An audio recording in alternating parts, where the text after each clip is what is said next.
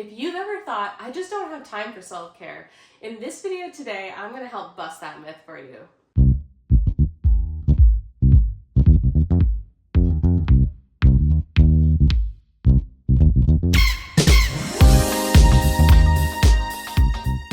Welcome back to For the Love of Self. Here on this channel, I not only share the knowledge, but also the skills to help you on your healing and self-love journey so that you can create the life that you know you're meant for. I'm Heather Murphy, an expressive arts therapist trainee in the state of California, as well as a somatic and trauma-informed breathwork facilitator. So if you have ever thought, I just really don't have time for self-care, I get it. I have absolutely been there. Between having a kid, going to work, graduate school, I often find myself in cycles of burnout and have to recalibrate to assess what's more important. So I know exactly how sometimes it can just feel absolutely impossible. But here's the truth. Saying to yourself that you don't have time for self-care is actually a lie. And that lie and the story that you're telling yourself is keeping you stuck, feeling exhausted and overwhelmed. So here's what we're going to do about it. Listen, I really do get it, as I said, and I think that a lot of times as moms, or maybe you're not a mom and you're just really busy, is that we often feel guilty, or maybe we were brought up in a certain way to feel that rest and relaxation and recuperating is actually something to be ashamed of. Maybe you were called lazy, but as parents in modern day society, especially in America, I think we feel this pressure to feel overscheduled, keep things busy. There's always so much we want to do. There's a lot of FOMO out there. Whatever it is that's going on, I just want to acknowledge what it is that's happening for you and the story and experience that you're having. I know especially as moms, we feel a lot of guilt and that we prioritize everyone else but ourselves first, and we do it without even thinking about it. It's built in our being. I often catch myself just doing more dishes and more laundry because it's always there, right? And I'll be like, wait a second, I made a promise to myself that I was going to go work on my YouTube channel, or I have an assignment for grad school, or whatever it was that I said I was going to do. I was going to go get a workout in, I was going to go for a walk. I often find myself forgetting that I said I was going to do something for me. It's easy for us to get caught in the loop of like, oh, I'll just do it after they go to bed, or this is just the chapter I'm in, I can take care of myself when they're older, or maybe once my business finally takes off, or whatever it is that you have going on that you're working towards, then it will happen. So we get caught in that, if only then, then everything, when this happens, then my life will be X, Y, and Z, then I can self-care more. But the reality of it is life is always happening, and so we have to prioritize the things that we promise to ourselves. The fact of the matter is that later never really comes. We have to live our lives in the now. But here's where the belief shift comes, is that self-care doesn't mean that you have to have like a weekly spa appointment or hours and hours to yourself. It actually can just be simple things that just take a few moments that can completely shift your sense of self, your relationship with yourself, so that you feel cared for.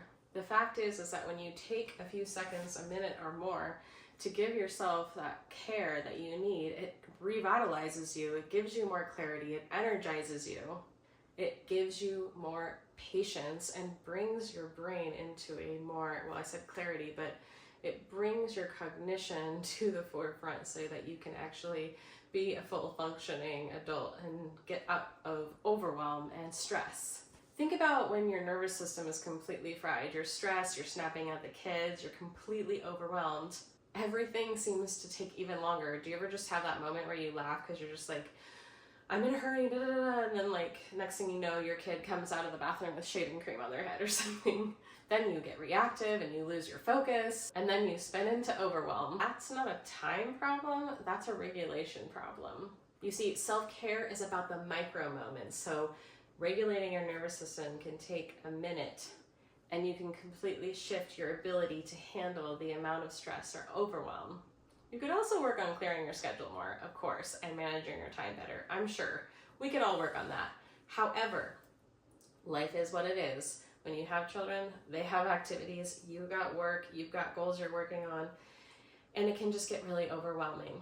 So the way we can handle the amount of stress that we put ourselves under sometimes, especially when we're striving towards bigger and better things, a higher sense of self, we want to learn how to regulate. Even 2 minutes of nervous system work every day can completely shift how you approach every single moment throughout the rest of the day.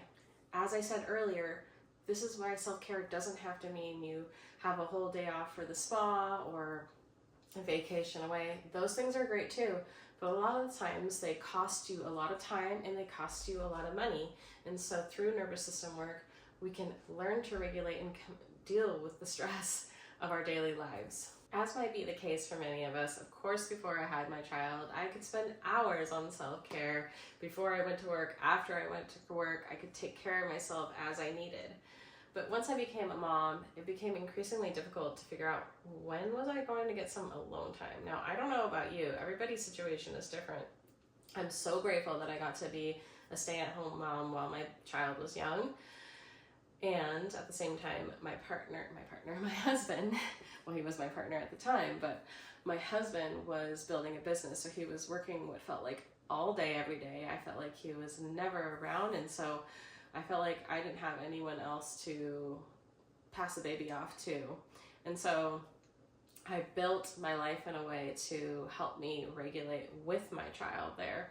When she was around me, I could take those few moments and I learned these nervous system regulation tools to constantly stay in a calm state, in a peaceful state, in a loving state with myself, a compassionate place. And yes, of course there were times that I broke, but we just have to learn to incorporate and weave these self-love, self-care practices into the cracks of time, really. When I start to notice that I'm getting snappy and rude with my family, I know that means that I'm not in a regulated state. I'm not practicing my self-regulation enough in order to cope with the amount of stuff that's on my mind, the things that I need to get done. And so it's something where when we practice the self-awareness as well as somatic awareness, we can sense it in our bodies before it gets out of hand. So here's what you can do instead. Take 1 minute and just place your hand on your heart and focus on your breath. This is something you can do with your kids. You can do this while they're spinning around. Notice yourself if they're going crazy, or maybe they will notice and they'll calm down too. Regulated bodies regulate bodies. It's so simple and it actually works. Just watch and see, try it out. The other thing that you can do is mindful eating or mindful drinking. Take your water, have a cup of tea, and just allow yourself to really feel the sensation of the water in your mouth, the food, or whatever it is, and just practice being present with your body just for 30 seconds. And one of the last tips I have for you today is that you can take your shoes off and go step outside and put your feet on the ground. This is an incredible tool that is gaining more ground in the therapy world, in the science world, to show how important it is for us to actually place our bare feet on the ground. Self-care and self-love does not have to be separate from the life that you're living, especially as a mom. It is meant to be something that you live here and now.